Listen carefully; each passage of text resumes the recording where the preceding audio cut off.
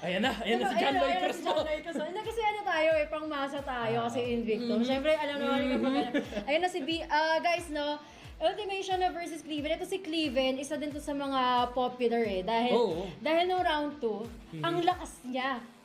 Kahit walang laban, nakapasok siya dito sa round 3. Nag-advance! Oo! Nag-advance! Yan. So medyo nabitin tayo kay Cleaven. Hindi natin siya nakita ng round 2. Pero thankfully, makikita natin siya ulit dito sa round 3.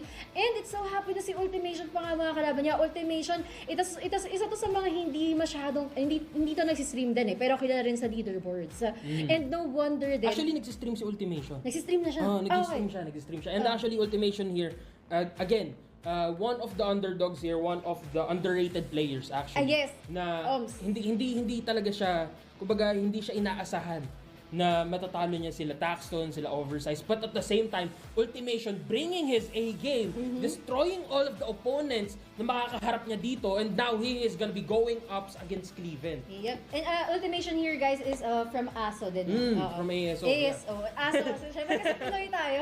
Yeah. Pinoy kasi tayo guys. Pero going back Ultimation, he has the strategy din kasi na talagang ang napapansin ko sa mga laban niya, he has unpredictable moves. True. Talagang magugulat na lang tayo na parang bakit siya mag-skip dito kung pwede niya naman i-burst out. Pero he always has a plan na hindi natin masyadong nakikita at first.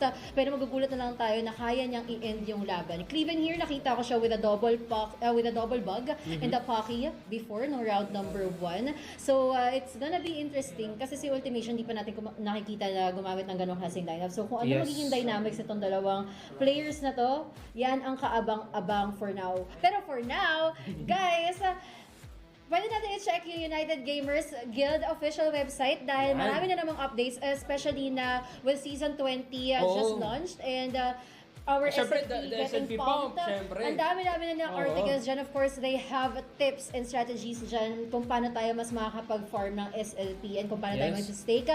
Ang active ng writers natin dun sa United Gamers website, to be honest. Actually, meron isang writer dun na parang siya na yung buong website. Araw-araw, no? Oras-oras nandun Actually, comment dun sa mga writers na yun at the same time, of course, when you go into the United Gamers Guild website, no, you'll also be finding information about the AXS giveaways, which is combined with the selfie event, and of course the scholarship giveaways which will be given away ng February 13 if I'm not mistaken. Yes, February 13 just in time guys para sa Valentine's Day. So if you guys want to be a scholar, if you guys want those scholarships para ibigay sa yung special SLP, someone. Pinapaalala ko lang.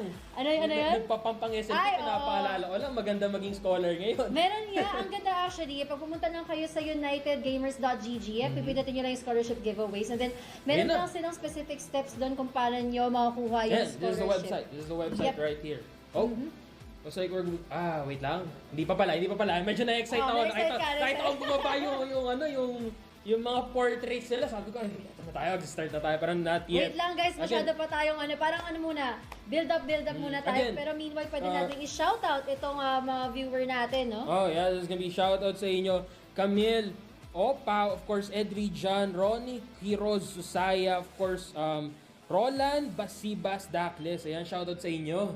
Now, again, gusto ko din i-point out dito, no, na, wait lang, selfie event muna tayo dito. The mechanics here are that all you have to do is submit a selfie visiting unitedgamers.gg.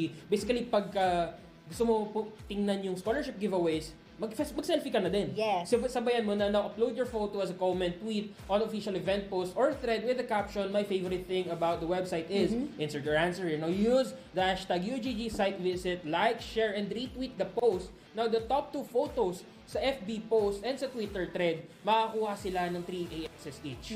Totoo yan. So guys, 3 AXS each yon. With the AXS na nagpa-pump up din, syempre wag na nating i-miss yung opportunity na to. I-post nyo lang sa Facebook, dun sa thread ng official Facebook post ng United Gamers sa official United Gamers Facebook page. Ayan. Tapos, yung top 2 likes, yung top 2 posts na merong pinakamaraming likes, yun na makakuha ng 3 AXS each. So habang nanonood kayo dito sa Facebook, pwede nyo yung gawin. Or pwede kayo mag-selfie kasama namin yung Invictum at yun yung gamitin nyo para doon sa selfie. Yes, yun. Pwede nyo din gawin yan. Now, let's go back to the match at hand here. There's gonna be Ultimation going against Cleaven. Again, alam naman natin itong parehong to. Very, very prepared against each other. Syempre, they have already scouted their enemies before this tournament happens and of course, before their match starts. Now, that being said, Ultimation here, having defeated some of the most well-known players dito sa ating Axie Pro Tournament, syempre si Cleaven nakakaramdam to ng onting pressure for sure. Yeah. But at the same time, Ultimation also has the advantage when it comes to momentum. Kasi again, Cleaven nga nung round 2, round 2 is nagkaroon siya ng advancement. Auto-advancement, kumbaga. But that being said, although yes, Ultimation has the advantage when it comes to morale and the momentum, Cleaven has the advantage when it comes to rest and of course the calm, the moment or that space where you can be calm, where you can calm yourself down. Yep. Yeah, kaya nga yun yung interesting thing about kay Cleaven eh. Kasi since nga nag-scout siya and medyo kailangan niya talaga mag-test ng waters malala. Dahil this is Ultimation we're talking about. And Ultimation not only put Taxton and oversize sa lower bracket, talagang dire-diretso yung kanyang pag-advance dito sa upper bracket. And now Cleaven here is kind of an underdog. Oh yeah. Cleaven here, basically nagbago na yung storya. Ito na ba sinasabi natin? The double bug. Ito yung nagpapanalo sa kanya no round number 1. Cleaven here is gonna be coming in with a double bug aqua, but at the same time, Ultimation again, being the chess master that he is, gonna be going in with triple aquas. This is gonna be, of course, the 2 aquas in front will be equipped with the very top dual blade, Crimson Water, of course, the Goldfish, and the Nemo. Now, that mid lane or that bottom aqua will be having that Acro, that Crimson Water, Blue Moon, and Nemo as well. So, napakadami niyang energy gain dito. Pero dito naman sa likod, that's gonna be a Coco, Crimson Water. Again, napakadami niyang chances here for the burst down dito sa ating bug. And at the same time, meron din siyang chance to dodge using the Nemos. Now, meron din siyang Blue Moon, of course, the Koi to finish it off and to secure his top spot dun sa speed bar natin. Yep. Actually, this is a direct counter talaga in Victim, di ba? Kasi this takes us back to season 19 kung saan talaga naging super meta itong mga aqua bug or the pocky bug Si Sobrod na saan ito? Hello! Ako Supremacy! Shoutout sa'yo, Sobrod, Phil Macasero, Moy Palaboy.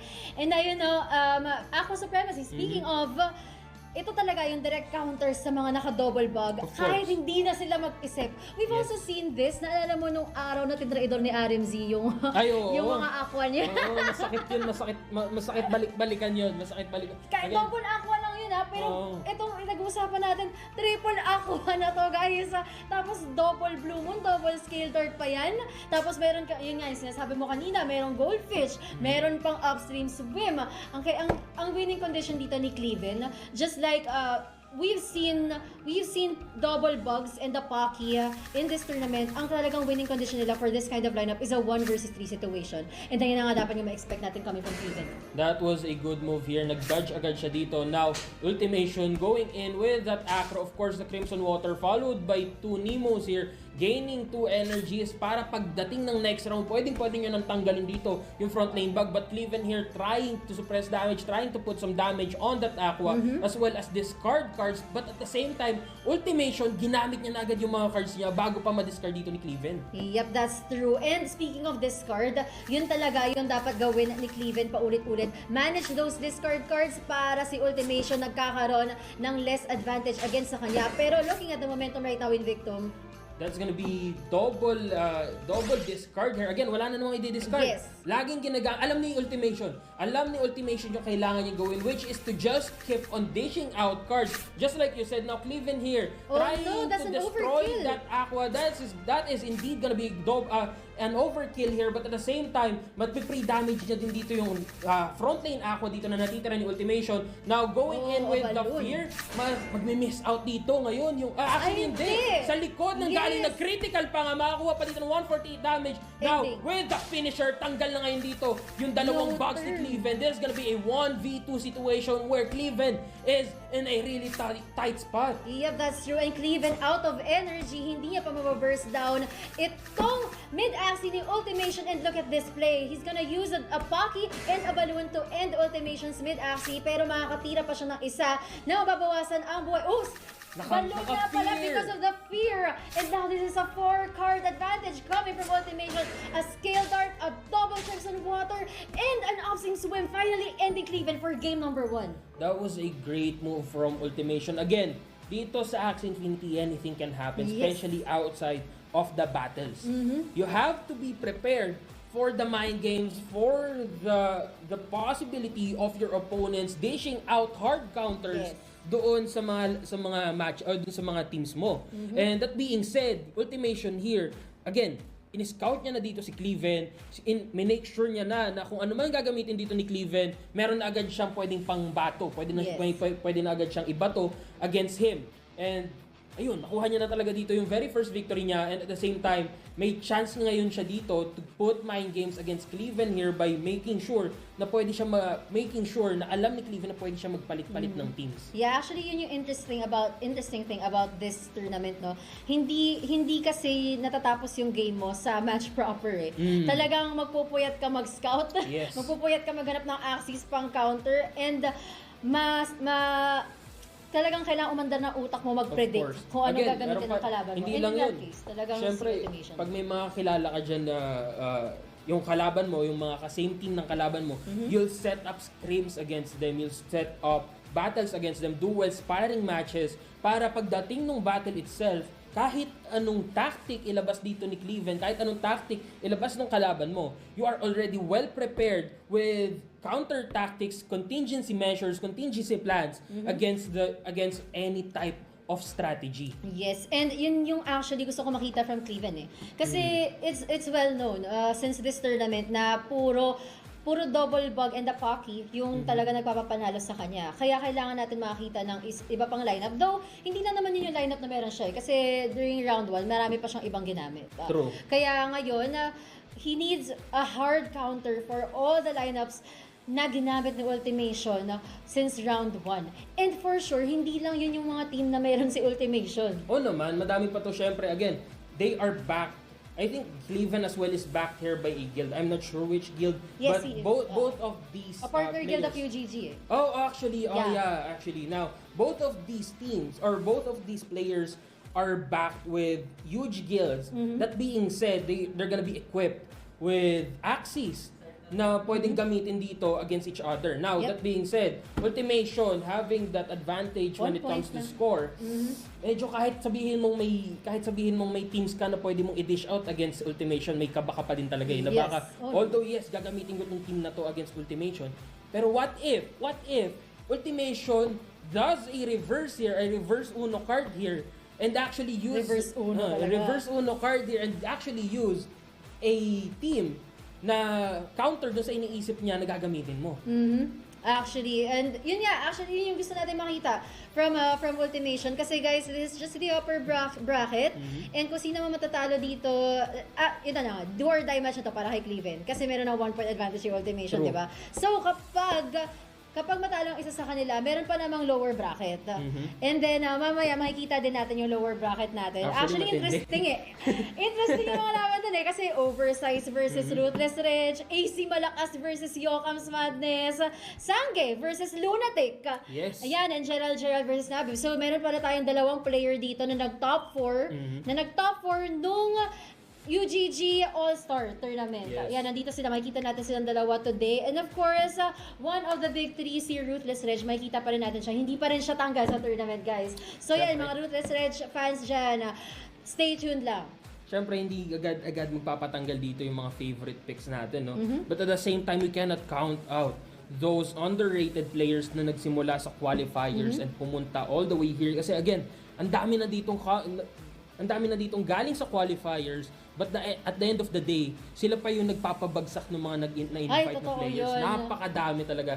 I think Ultimation came from the qualifiers as well. Oh? If I'm not mistaken, I think Ultimation came from the qualifiers. I think Cleaven as well came from the qualifiers. And ngayon nandito na sila. Oh, ito na.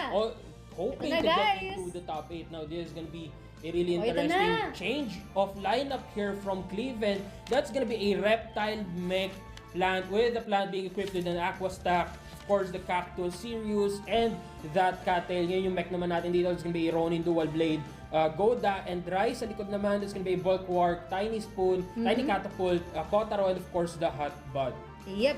Yun, para sa mga ating viewer na nag-aantay dyan, finally, nagsimula na guys. Ang kitang-kita naman sa ating screen na si Ultimation may 1-point advantage na, and this is an interesting lineup, no? Kasi if you're gonna use a triple aqua, you're expecting kasi na double bag ang mga kalaban mo. Pero Cleaven here, pulling up new cards under his sleeve. Na makikita natin ngayon itong kanyang reptile na para sa akin, ito yung mga pinaka-interesting kasi lahat ng Crimson Water yun, di magagamit later on sa late game eh. Oo, pero ang tanong dyan is, if he can force a 1v1 situation here, possibly manalo siya dito. Kasi again, like you said, tatanggalin niya nga dito yung Crimson Water nung backlane Aqua, and at the same time, hindi lang yun eh. Babalik niya lahat ng damage potential dito ni Ultimation coming in from the Blue Moon, of course, that Koi as well. Kahit mag-attack plus pa siya dito, if Cleaven plays his cards right here, na gumamit siya ng for example, dalawang Bulwark, going against a Koi, pwede niyang ibalik lahat yun and at the same time put sufficient damage on that Aqua using the Kotaro and of course the Tiny Catapult. Now we are going to be going into round 2 here. Actually, Skip sila, no? They skip. Now, they both have 5 energy and Cleaven here, kung mapapansin mo dun sa mech niya, he is well prepared for a burst down here with 2 single combat, piercing sound, and of course, the Sinister Strike. But ang tanong, enough ba yun para i-burst down dito si Ultimation? Kasi Ultimation dito mauuna lahat ng aquas niya dito against Cleaven. Totoo yan. And gusto ko yung nabanggit mo yung about sa attack speed advantage, no?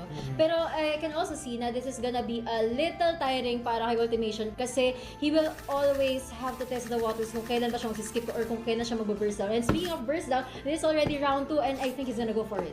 He is gonna be going for it. That's gonna be Crimson Water, gaining 1 energy naman dito si Cleaven. Actually, he's gonna be gaining a lot of energy here. Napakagandang aqua stack doon. Going 3 cards. More energy. Mapupuno na to.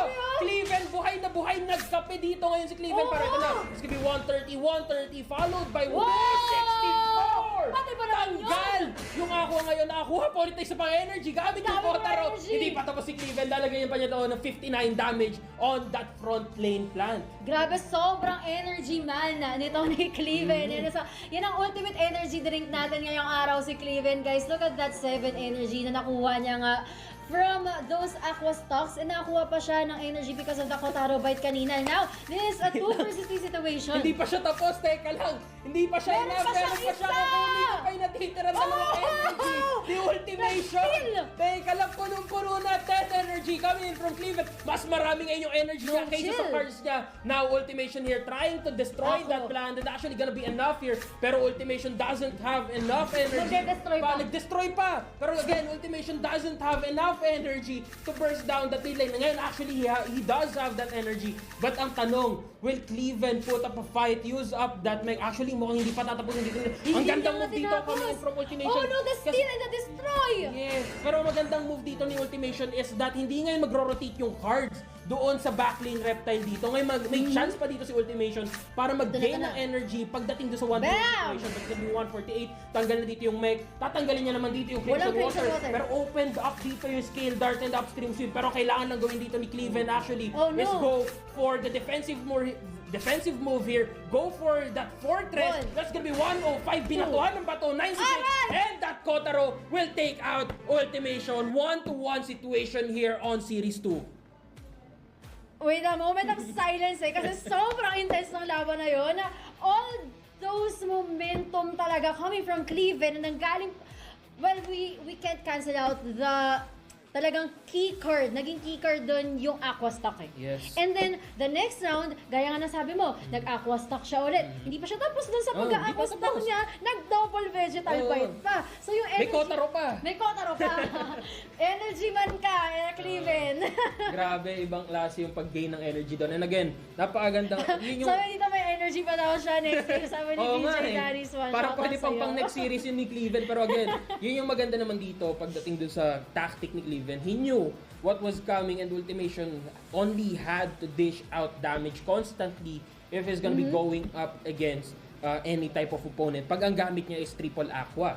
But Cleaven here, knowing that, coming in from the first game, ang ginawa niya is he dished out that aqua stack that basically team of energy gainers and basically destroyed all chances of Ultimation saving up energy but at the same time gaining energy himself.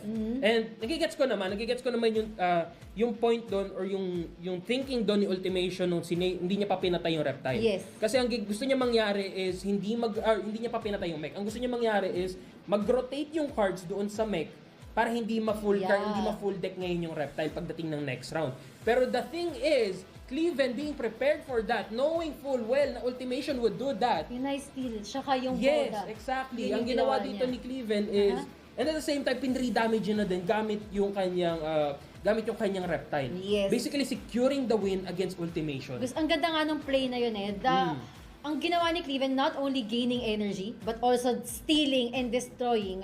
Gusto ko yung ginawa ni Cleaven, actually, bago pa magsimula yung laban, he was able to foresee na talaga na, feeling ko magti-triple aqua to. Sige, mag-aqua stock tayo. Ang galing talaga doon, ang galing ng move doon ni Cleaven. Napaka-timing doon kasi alam niya na Ultimation, ang gagawin lang dito ni Ultimation is magsasave up lang siya ng enough energy. Pag meron na siyang enough to burst down the front lane plant, tsaka siya aatake. Yes. And that's exactly what Ultimation did, and Cleaven predicted that, and now we will be seeing a Game 3. Now, Cleaven actually has the momentum. Yes. Actually, patas yung laban ngayon, pero gusto ko yung sinabi mo na si Cleaven, nasa kanya yung momentum ngayon, naisahan niya talaga si Ultimation dun eh. Sige, bubugin mo ako Game 1, iisahan kita ng Game number 2, pero ito, Game 3 na to, do or die eh. Pwede pa daw gamitin yung energy hanggang February 14. Pwede pa mang Valentine's. May February 14 sa kalendaryo. Grabe talaga yun. Pero again, coming back dito sa ating current match, no? Ngayon may chance dito si Ultimation mag-switch out ng team. Pero what if, again, ito na naman tayo, what if mag-switch out ng team din si Cleaven? Diba? And actually, gusto ko lang din point out sa mga viewers natin na we actually don't want na magkaroon tayo ng prolong dito. Hindi natin gusto na ganito katagal kami nagsasalita. Of course, alam kong gusto nyo din mapanood dito yung mga laban. Kami din naman. Pero at the same time, syempre, we have to give the players a chance na i-ready up yung mga teams nila, at the same time ready up yung sarili nila. Kaya meron tayo ditong onting breaks in between the rounds, and at the same time, of course, may onting delays din pagdating doon sa systems. Now, kayo mag-alala guys, so worth the wait yan. Chikahan muna tayo. Of course, kaya alam ko minsan matagal, pero at the same time, we have to control over that, okay? Talagang kailangan ng mga members natin dito or ng mga players natin dito, they need the time na pag-isipan na mabuti kasi again 180 EXS is on the line here, and if hindi nila pinag-isipan na mabuti dito, mawawala lahat ng chance na yun. Yes, guys, this is already a do or die match para kina Cleaven and Ultimation, though di naman talaga die kasi meron pa tayong lower bracket, pero kasi yung upper bracket advantage mo din eh. Kailangan mo rin i-save yun. Ang dami natin nakitang star players na nalaglag na sa lower bracket, aka Jobas Gaming, aka Lunatic, sina Ruthless Reg. Yan, mamaya matutunghayan natin yung kanilang mga laglagan match kasi sa lower bracket, yun na talaga yung last chance mo para talaga makapag-move forward dito sa tournament. And actually, ang interesting dito, no, Invictum, like, what if yung magiging champion ng tournament na to is manggagaling pa sa lower bracket, di ba? Oo, yun pa. Di ba? Again, nakita na natin to sa Creator Cup.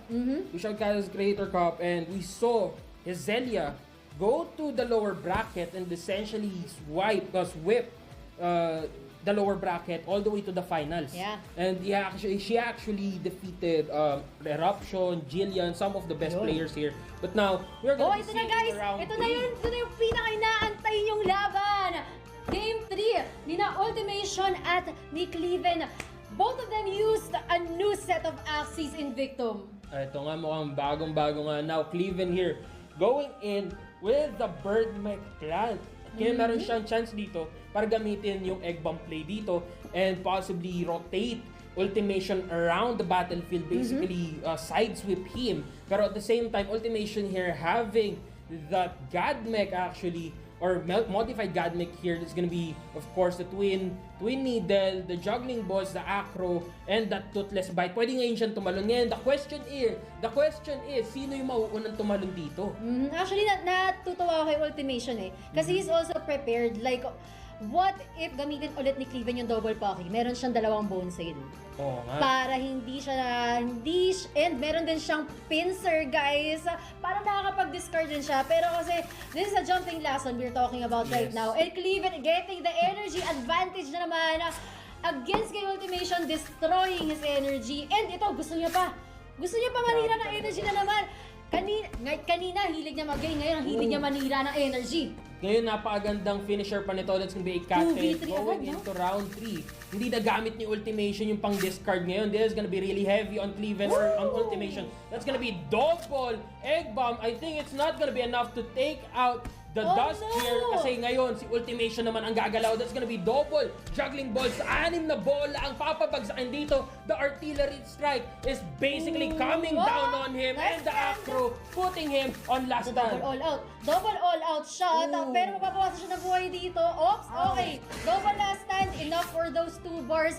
Pero ang pinaka-ironic play doon was the dark swoop na sa harap dumaan. Was that a miscalculation from Cleaven? Kasi hindi niya ata na-expect na mas mabilis itong mech kaysa dun sa dust kanina. Pero ngayon hindi nag-skip lang dito si Ultimation. This is gonna be the Emperor's Ultimation. That's gonna be double prickly trap, bringing him down. Cleaven takes the victory on this series. Kakaiba talaga to. Reverse sweep ang nangyari. Reverse sweep ang ginawa ni Cleaven. And in just 5 rounds, he was